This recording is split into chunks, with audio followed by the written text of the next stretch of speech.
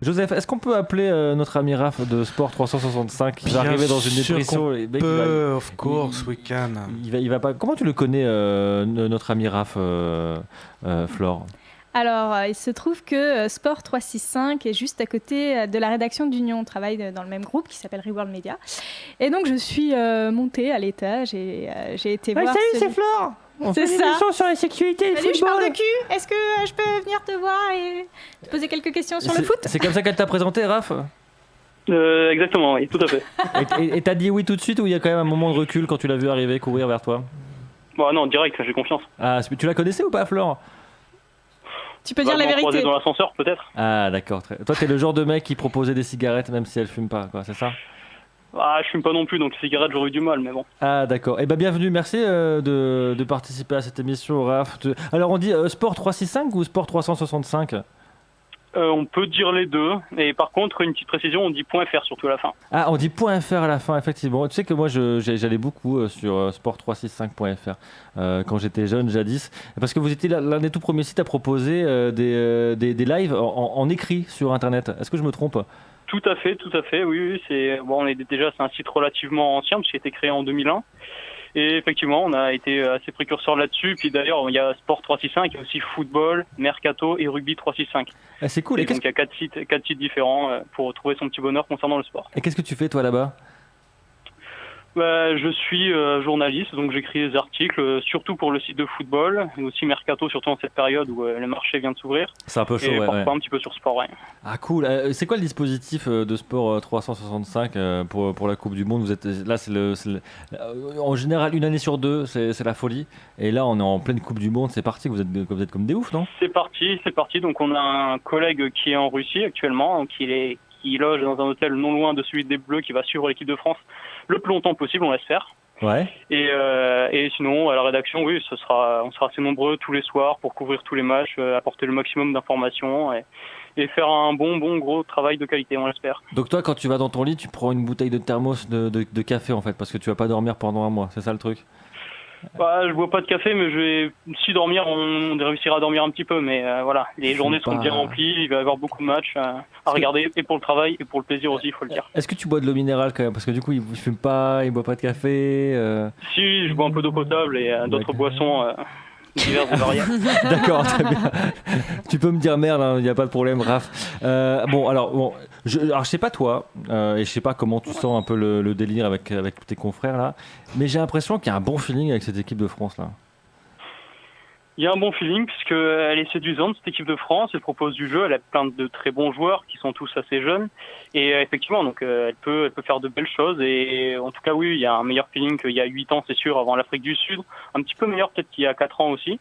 Ouais. Et donc normal, il y a de grosses espérances autour de cette équipe. On reste sur une finale perdue chez nous il y a 2 ans, donc ça reste un petit peu traumatisant ce souvenir. Et on se dit qu'il y a peut-être moyen d'aller chercher le titre cette fois, mais bon, il manquera peut-être quelque chose quand même. Ah ouais, tu penses qu'il manque un truc à l'équipe de France pour... Déjà, elle est quand même un petit cran en dessous des 3 gros favoris, à mon sens, le Brésil, l'Allemagne et l'Espagne. Oui, c'est vrai. En termes d'expérience, en termes de solidité défensive, on l'a vu dernièrement, il y a parfois quelques petites erreurs, et à ce niveau-là... c'est pas l'équipe qui a la meilleure attaque qui va au bout, c'est celle qui prend pas de but. Alors par contre, techniquement, je pense qu'on est les meilleurs. Techniquement parlant. Oui, techniquement, on est y a au-dessus. des phénomènes, c'est sûr. On est les plus chers. Là, si tu rassembles le prix de tous les joueurs sur le terrain, c'est l'équipe de France la plus chère du monde. Tout à fait, oui. C'est une étude qui a été faite et oui, il y a, en termes de potentiel, de valeur marchande entre guillemets des joueurs, ce qui est toujours un peu compliqué à estimer, mais on a des études qui sont assez fiables à ce sujet-là. Oui, c'est l'équipe de France qui a l'équipe la plus chère. Et puis, non mais c'est moi en fait tu sais quoi, moi j'y crois de ouf Raph, à la Coupe du Monde. Je pense qu'on va faire un truc.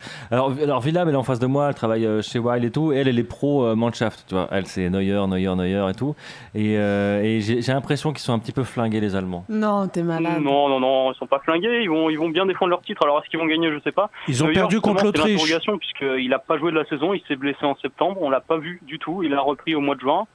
Et donc, a priori, ça va, mais est-ce qu'il aura le même niveau qu'il y a 4 ans? Là est toute la question. Puisque ça, Si, le même niveau, aucun doute. Aucun doute. On verra bien. Il y a Val Doré qui nous dit on a de sacrés trous dans la défense.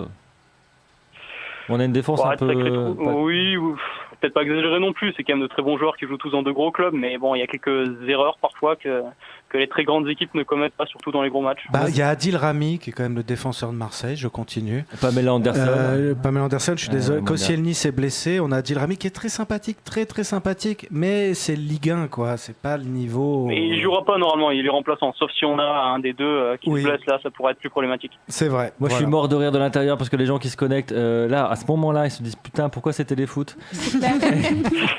Est-ce que je peux poser une question plus en lien avec mon domaine d'expertise?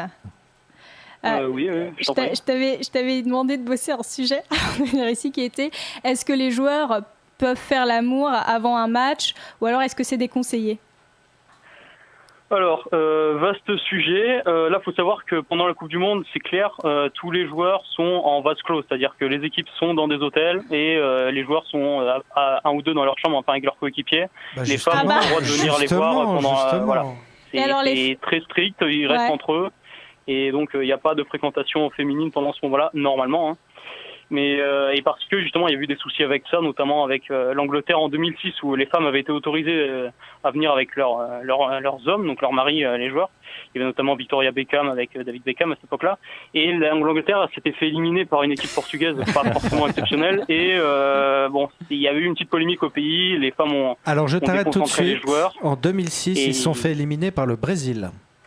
Non, en 2006, l'Angleterre. L'Angleterre éliminée par le Brésil en 2006 sur un coup franc de Ronaldinho. C'était en 2002 ça. C'est en 2002 ça. Le coup franc dans la lucarne, ouais, en 2002. Ah, autant pour moi. Excusez-moi, je me rendors. Voilà. On dit n'importe quoi. Franchement, on est désolé. Il y a eu cette polémique-là et d'une manière générale, les sélectionneurs anglais ont dit c'est mort. Maintenant, les femmes, elles viennent si elles veulent, mais elles ont interdiction d'entrer dans l'hôtel. Et la plupart des équipes fonctionnent comme ça. Alors, il y aura des créneaux pendant lesquels les familles pourront venir vite fait voir les joueurs. Mais ça reste très, on va dire, rare. Mais j'ai lu que les Brésiliens avaient une autorisation sur ce mondial pour voir... Ils peuvent juste se faire sucer, les Brésiliens. Ah putain. Là, je sais pas. Là, après, chaque sélection fait comme elle l'entend. Mais bon, normalement... Bosse tes sujets aussi, Raph. Merde, non, mais ça va. Parce qu'effectivement, bon, le problème, c'est qu'on se dit, finalement, les joueurs, s'ils sont avec leur femme ou avec d'autres compagnes plus ou moins légitimes, ils peuvent être déconcentrés, ils peuvent se fatiguer. Mais est-ce que la frustration sexuelle déconcentre pas un joueur ? Mais justement, c'est un petit peu le problème, c'est ce que les sélectionneurs veulent éviter. Mais il y a des études qui ont été menées, donc j'ai fait ma petite enquête suite aux prérogatives de Flore. Ah, très bien. Je suis quelqu'un de très sérieux. Et j'ai regardé qu'effectivement, il y a des sexologues qui ont démontré le contraire, que finalement, faire l'amour avant un match, avant un grand événement sportif, ça vaut pour d'autres sportifs évidemment, hein, ça permettait, déjà, ça fatiguait pas plus que ça. Au contraire, ça permettait de mieux s'endormir, d'être plus serein.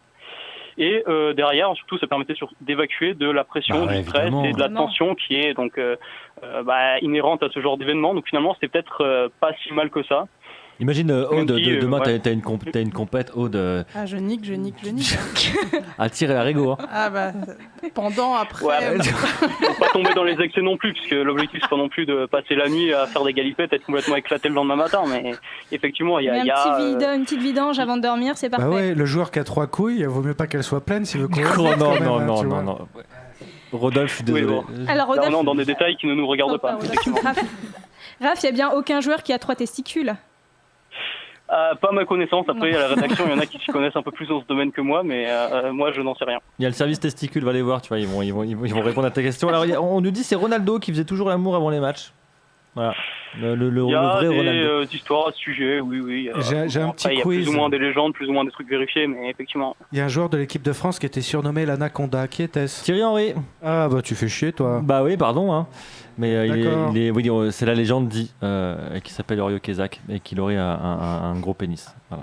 Parce qu'ils en rigolent. Long surtout. Long pénis. Ouais. Voilà. Est-ce qu'elle t'a plu cette discussion avec nous, Raph ? Très bien, très enrichissant. D'accord. On se revoit bientôt dans les ascenseurs alors ? Alors voilà, on va vous laisser. Oui, avec plaisir. Au plaisir. On te fait des bisous, Raph, et t'embrasse toute la rédaction de sport365.fr si vous voulez suivre toute l'actu du sport. Et puis là, ce qui fait l'actu, c'est la Coupe du Monde et puis le mercato. Alors, parenthèse, hein, il va partir Neymar du PSG ou c'est bullshit? Non. A priori, non. Faut quand même. Enfin, l'année dernière, personne pensait qu'il aurait pu rejoindre le PSG, donc il faut toujours se méfier. Mais normalement, ça semble extrêmement compliqué. On va pas se mentir, il devrait rester. Moi aussi, je peux poser une question. C'est Griezmann à Liverpool, surtout à Barcelone, pardon. Griezmann à Barcelone. Et Ronaldo qui part du Real, tu penses qu'il va aller où? Oula, alors là, ça fait beaucoup d'infos à traiter. Alors, pour Griezmann, finalement, il pourrait rester. Qui a tué Kennedy, Raph? Kennedy, c'est qui, honnêtement? Pardon, je t'en prie.